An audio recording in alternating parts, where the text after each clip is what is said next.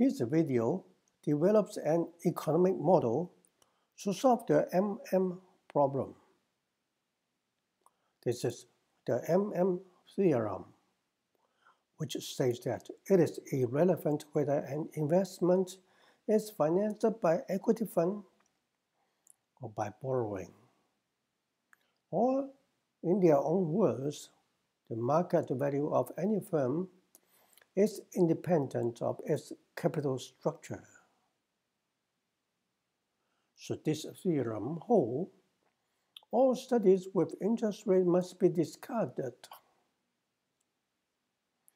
The MM theorem can be represented by the straight line here.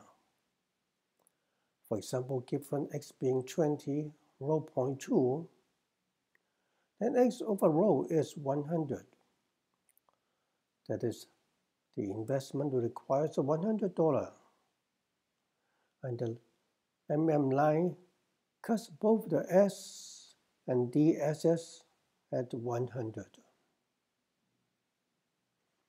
However, if the equity fund carries a price of rho while the borrowing R, this is the annual cost of the financing. Then shouldn't the firm try to find a combination of S and D to minimize this cost? If R is equal to rho, the cost line has the same slope as the MM line. Then it does not matter whether the firm borrows more or less.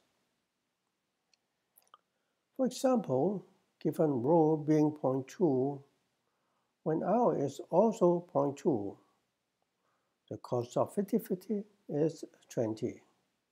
The cost of 0-100 is 20. The cost of 100-0 is also 20. Hence, whatever the S and D combination may be, the cost is always 20. This reproduces the MM irrelevancy conclusion. But if the borrowing rate is lower, the cost line becomes flatter. Then capital structure is not irrelevant anymore. For example, if R is 0.1, then C is 15, which is lower than 20. Indeed, the cost can be further reduced by lowering the cost line, or by reducing S and increasing D. And the lowest cost happens at S is 0 and D 100, and C drops to 10. Conversely, if the interest rate is higher, the cost line becomes steeper.